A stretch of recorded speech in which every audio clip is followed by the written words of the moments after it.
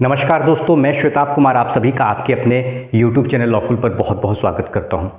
दोस्तों, आज के जिस टॉपिक को हम लोग कवर करने जा रहे हैं वह टॉपिक आपके मेंस के एग्ज़ाम्स के भी पॉइंट ऑफ व्यू से अटमोस्ट इम्पॉर्टेंट है और इससे आपको इंटरव्यू में भी सवाल पूछे जाएंगे। टॉपिक यह है कि जो नया आपराधिक कानून भारतीय नागरिक सुरक्षा संहिता जो 1 जुलाई 2024 से लागू हुआ है, इसकी आवश्यकता क्यों पड़ी हमें।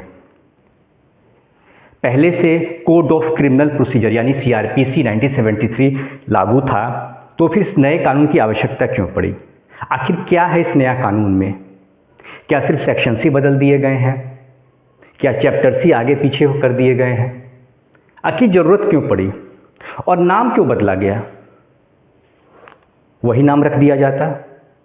तो यह एक सवाल आपसे बनेगा और आपसे पूछा जाएगा कि आप कुछ अगर नए प्रावधान हैं तो उनके माध्यम से आप बताएं कि आखिर क्या पुराने कानून में जो ऐसा था जिसकी कमी थी, जिस वजह से यह नए कानून को बनाने की ज़रूरत पड़ी। तो आज के इस लेक्चर सीरीज़ में मैं यही आपको बताऊंगा कि इस तरह का सवाल जब आपसे पूछा जाएगा तो आप किस तरीके से आपको आंसर देना होगा एग्जाम्पल के माध्यम से। जो पुराना कानून था, जो CRPC था आपका, CRPC 1973, इसे ही रिप्लेस करके आपको आ गया नया प्रोसीजर लॉ BNSS 2023। यही है।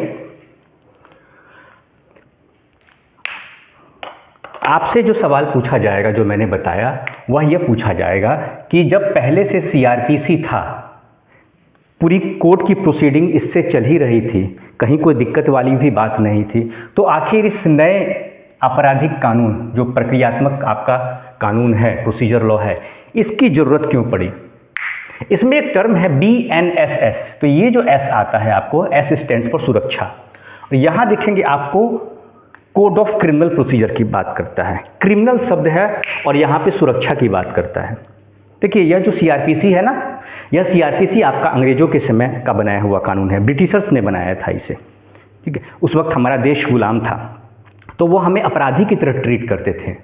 जस्टिस की बात नहीं होती थी, सज़ा देने की बात होती थी। इसलिए तो इंडियन पीनल कोड था उस समय, और अभी क्या है, अभी भारतीय न्याय संहिता है, BNS है, जो हमारा पीनल लॉ जिसे है, तो उसे पीनल लॉ नहीं कह के हम कहते हैं भारतीय न्याय संहिता। और उस वक्त क्या था, इंडियन पीनल कोड था, भारतीय दंड संहिता। वो दंड की बात करता था और यह न्याय की बात करता है, यह आपकी सुरक्षा की बात करता है। नया आपराधिक कानून भारतीय नागरिक सुरक्षा संहिता, और पुराना जो कानून है आपका, पुराना जो कानून था CRPC, वह बात करता था code of criminal procedure. Criminal शब्द था सर, यह बेसिक डिफरेंस है आपको। क्रिमिनल, यहाँ पर क्रिमिनल शब्द था, क्रिमिनल, और यहाँ बात होती है आपके सुरक्षा की। किसके सुरक्षा की? देश के नागरिकों की सुरक्षा की, मेरे और आपकी सुरक्षा की बात कही गई है। सुधारात्मक कानून है। आपसे सवाल पूछ लिया जाएगा कि अंतर क्या है, जरूरत क्यों पड़ी, तो पहले इंस्टेंस में आपको कहना है कि ये सुधारात्मक कानून है, ये सुरक्षा की बात करता है, यह पनिशमेंट की बात नहीं करता है। अब एग्जाम्पल से आप कैसे समझाएंगे। एक सेक्शन, वैसे तो बहुत सारे एग्जाम्पल हैं, लेकिन एक सेक्शन के अगर मैं माध्यम से आपको समझाऊं ताकि आपको समझ में आ जाए अच्छे से। सवाल यही रहेगा, पूछने का तरीका अलग अलग हो सकता है, हर किसी का आंसर लिखने का तरीका अलग हो सकता है, लेकिन जब आप कॉन्सेप्ट समझ जाएंगे सर, जब आप कॉन्सेप्ट समझ जाएंगे तो आपको आंसर लिखने में या फिर इंटरव्यू में जवाब देने में आपको परेशानी नहीं आएगी। क्यों जरूरत पड़ी भारतीय नागरिक सुरक्षा संहिता 2023 एक्ट नंबर 46 की। आपने CRPC में देखा होगा, CRPC में एक प्रोविज़न है कंप्लेंट टू मैजिस्ट्रेट, था ना ये, कंप्लेंट टू मैजिस्ट्रेट 200 CRPC में, सेक्शन 200 CRPC में क्या था इसमें प्रोविज़न। इसमें प्रोविज़न यही था कि कंप्लेनेंट यानी जिसे केस करना है वह व्यक्ति, कंप्लेनेंट प्लस विटनेस यानी गवाह, यह कोर्ट में आते थे। कहाँ आते थे? कोर्ट में। कोर्ट में आए, कोर्ट का काम क्या है, इन्हें एग्जामिन करना है, इनसे पूछताछ करना है कि भाई आप कोर्ट में आए हैं, क्या काम है आपको। तो इनसे पूछताछ किया जाता था कोर्ट के द्वारा, माननीय न्यायालय। पूछताछ की प्रक्रिया क्या होगी, किससे पूछताछ, तो कंप्लेनेंट और विटनेस से पूछताछ होगी, और यह ऑन ओथ होता था, ओथ पर किया जाता था। ठीक है, तो यह पूरी इंक्वायरी होती थी। यह जो पूरा प्रोसेस है इसे हम इंक्वायरी कहते हैं। कोर्ट के द्वारा इंक्वायरी हुआ, कुछ डॉक्यूमेंट्स भी इनके पास है। ठीक है, वो अब इंजरी है, चोट लगा हुआ है, इन्हें मान लीजिए मारपीट हुआ है तो उसकी भी रिपोर्ट लगा दी है, सब कुछ लगा दीजिए, जो आपके पास साक्ष्य है सब कुछ लगा दिए। उसके बाद कोर्ट जो है फर्दर मामले की इंक्वायरी करती थी। कोर्ट ने कॉग्निजेंस लिया और फर्दर प्रोसेस, कॉग्निजेंस हुआ, मामले का कॉग्निजेंस हुआ और फर्दर प्रोसेस इशू हुआ, नोटिस सम्मन इशू हुआ। सम्मन to whom, to accused, accused जिसके खिलाफ कंप्लेंट हुआ है उसको सम्मन हो गया।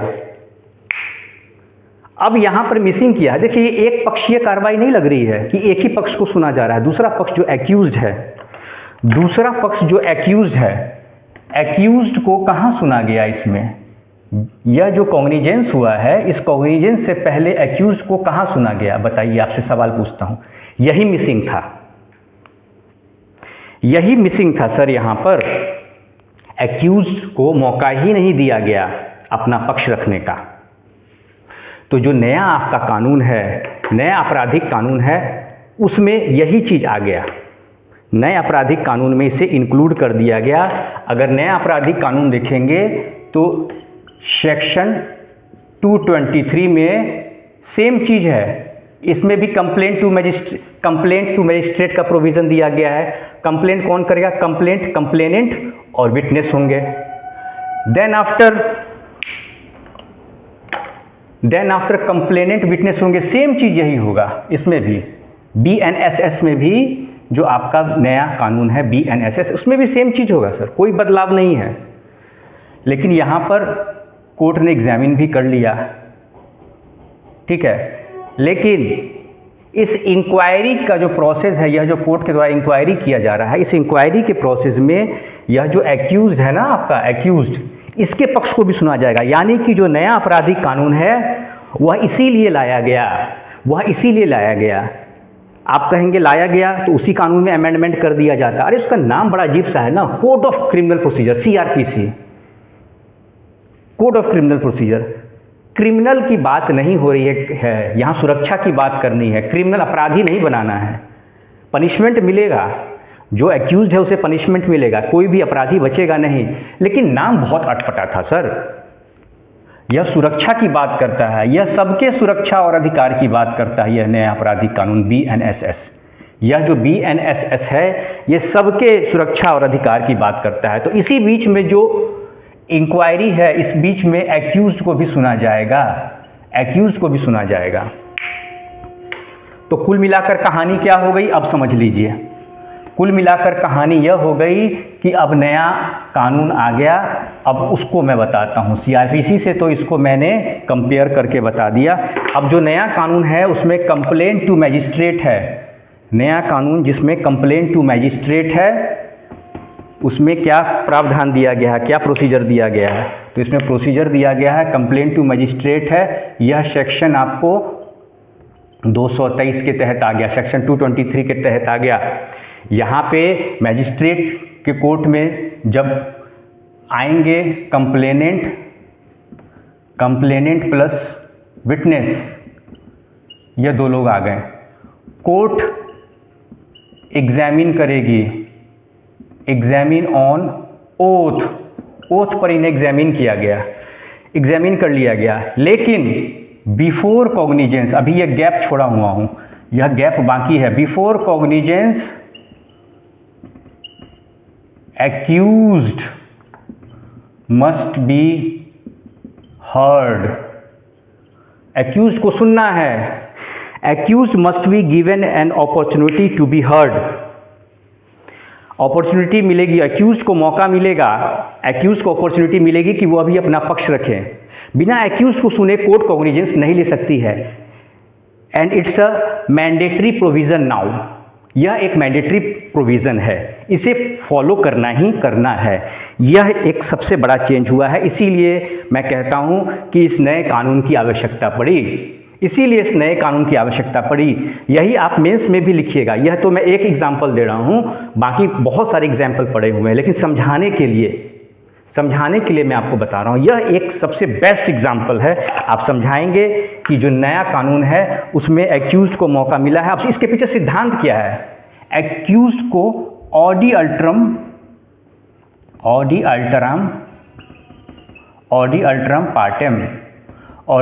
पार्टेम यानी no one should be unheard, मतलब कोई ऐसा पक्ष ना हो जिसे न सुना गया हो, दोनों पक्ष को सुनना है। Both party should be heard, या तो कंप्लेनेंट हो या एक्यूज जिसके ऊपर कंप्लेनेंट ने केस किया उसे भी सुनना। पहले नहीं सुना जाता था, कॉन्ग्निजेंस लेके और आगे की प्रक्रिया कर दी जाती थी और चार्जेस वगैरह फ्रेम होके फर्दर ट्रायल आगे की शुरुआत कर दिया जाता था, एक्यूज को नहीं सुना जाता था। तो यही सबसे बड़ा बदलाव हुआ है इस नए कानून में कि एक्यूज को सुनना है। Accused must be heard before taking cognizance. इस बात को आपको ध्यान रखना है। कंप्लेंट केस के मामले में जब कंप्लेनेंट और विटनेस को सुन लिया गया है, कंप्लेनेंट और विटनेस को सुनने के बाद फिर accused must be given an opportunity to be heard. क्यों? उसे किस बात का अपॉर्चुनिटी मिलेगा? तो हियरिंग की, टू बी हर्ड, हियरिंग की, उसको भी सुनना है, उसको भी सुनवाई का मौका दिया जाएगा। आप कहेंगे पहले भी तो मिलता था, तो साहब वो कब मिलता था? कॉन्ग्निजेंस हो जाता था उसके बाद, बिफोर कॉन्ग्निजेंस नहीं मिलता था। यह जो हियरिंग होगी यह बिफोर कॉग्निजेंस होगी, बिफोर कॉग्निजेंस होगा, इसके बिना कॉग्निजेंस होगा ही नहीं। Mandatory provision now, it's a mandatory provision now.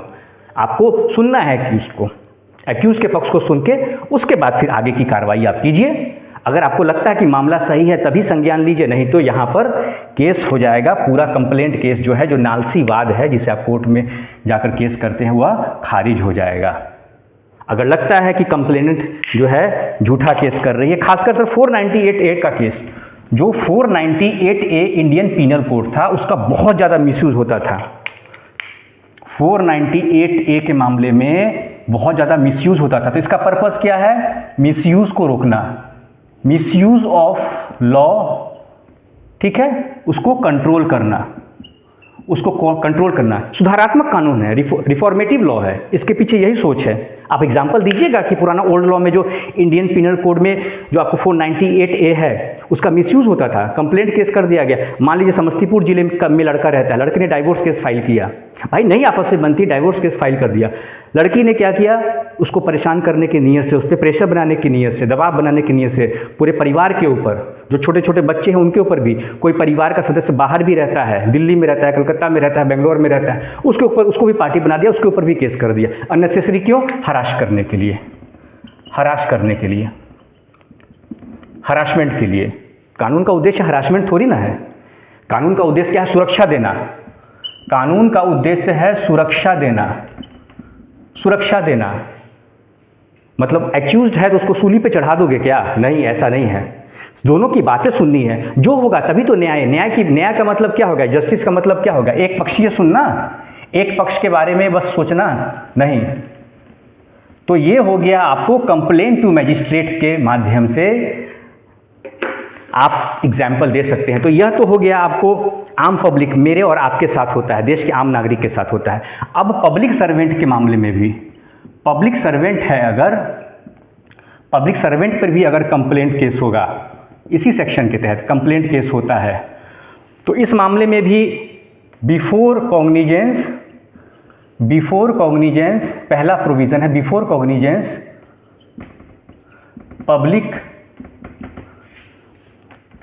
Public servant must be given an opportunity to be heard on the ground of allegation made in the complaint। जो complaint है, जो petition file की गई complaint petition, उसमें जो ground दिए गए हैं, जो एलिगेशन आरोप लगाए हैं पब्लिक सर्वेंट के ऊपर, उस पब्लिक सर्वेंट को भी मौका दिया जाएगा कि आपके खिलाफ यह बातें कही गई हैं कंप्लेंट केस के तहत मेरे न्यायालय में, कोर्ट में, आप भी अपना पक्ष रखिए, मैं आपको भी सुनूंगा। Court is bound to follow this rule. Court बाध्य है, न्यायालय बाध्य है इस प्रोसेस को एडॉप्ट करने के लिए। दूसरा कंडीशन है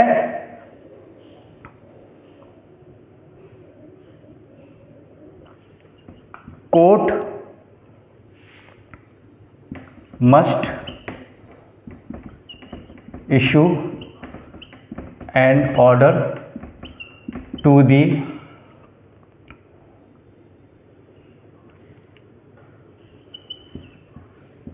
senior of concerned public servant to submit an inquiry report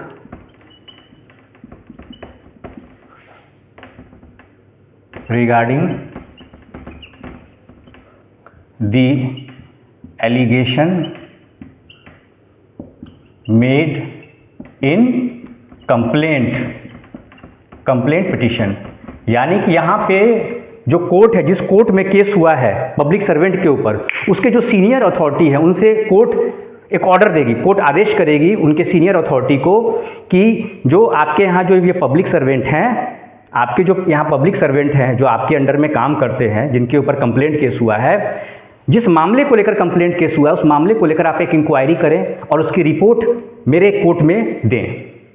ठीक है, इससे क्या होगा कि कोर्ट को यह पता चलेगा कि जो एलिगेशन लगाए गए हैं उसमें क्या क्या साक्ष्य हैं, ऐसा क्या उस ग्राउंड है उसमें जिसके आधार पर कि आगे की कार्रवाई करें हम, फर्दर जो कॉग्निजेंस हो, उसके बाद जो है आगे की इंक्वायरी की प्रक्रिया हो, देन आफ्टर कॉग्निजेंस लेने के बाद फर्दर ट्रायल किया जाए, चार्जेस फ्रेमिंग ऑफ चार्जेस हो और आगे की प्रक्रिया की जाए, ट्रायल कंक्लूड किया जाए।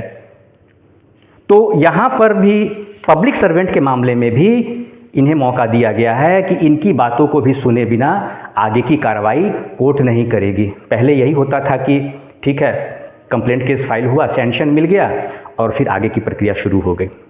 तो यह दो बड़े बदलाव हुए हैं दोस्तों।